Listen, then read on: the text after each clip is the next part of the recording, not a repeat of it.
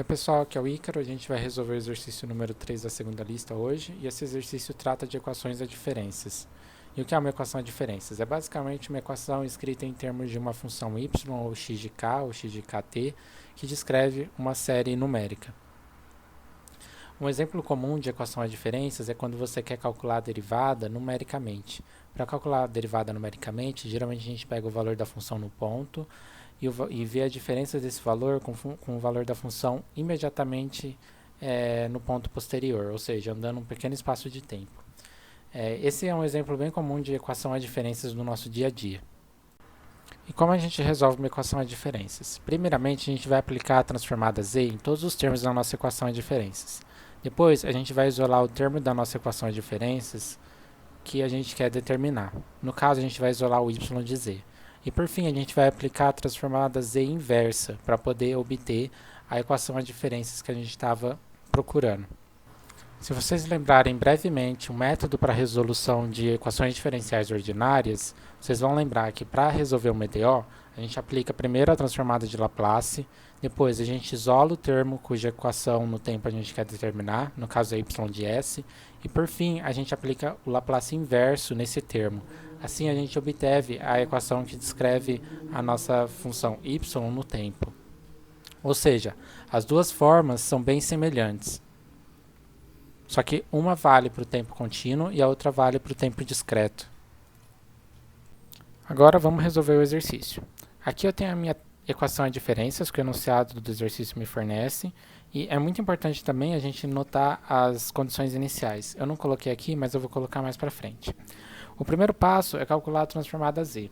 A transformada z, para os três termos da nossa equação, mais o termo independente de y, está aqui embaixo anotado. Então eu tenho a transformada z para o termo de k mais 2, para o termo k mais 1 e para o termo k. Não esquece, pessoal, a transformada z do termo 2 elevado a k. Não é 5,2 elevado a k, é 5 vezes 2 elevado a k, certo?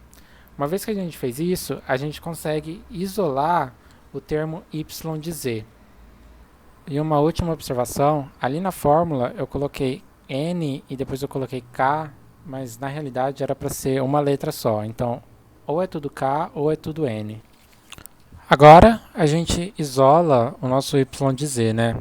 Quando a gente isola o y de z num lado só da equação, do outro lado a gente já acaba tendo termos muito pouco intuitivos de se encontrar a transformada z inversa. Então, o que a gente precisa fazer? A gente precisa dividir todos esses termos em frações parciais para poder encontrar a transformada z inversa deles mais rápido. Senão, a gente não acha esses termos tabelados.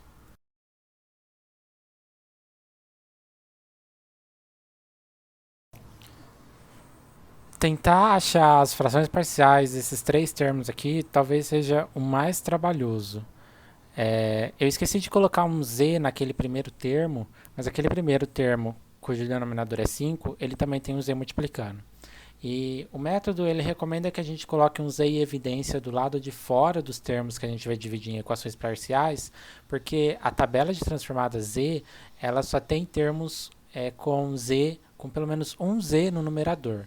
Então a gente coloca um z em evidência e todos esses termos sem um termo z a gente acha as frações parciais.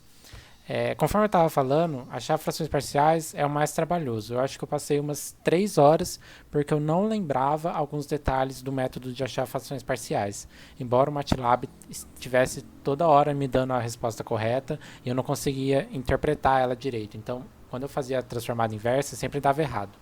Mas enfim, depois que eu acho todas as frações parciais, eu vou juntar todos os termos que possuem o mesmo denominador e eu vou obter a minha equação final. E termo a termo eu vou encontrando a transformada z inversa deles. Eu estou utilizando um novo método para gravar vídeo, que é basicamente o seguinte. Primeiro eu gravo todas as minhas anotações e eu organizo elas no editor de vídeo.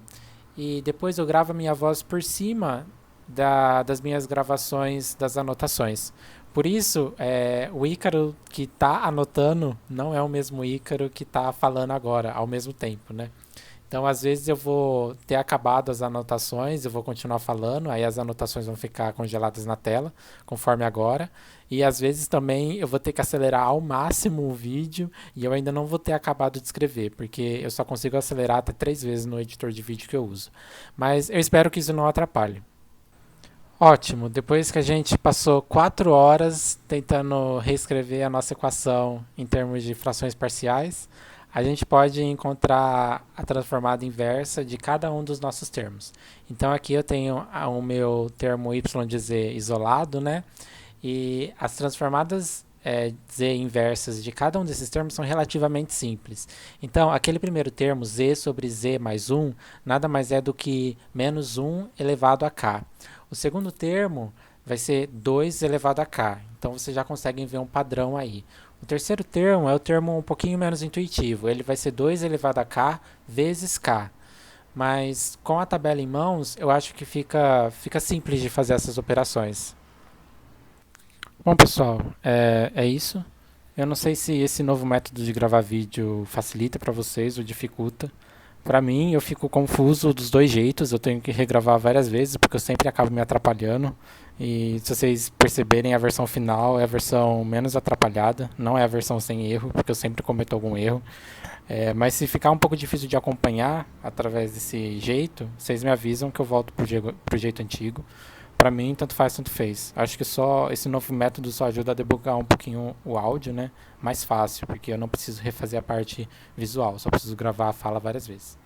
Mas é isso. Obrigado, pessoal. Boa sorte. Qualquer coisa, mandem mensagem.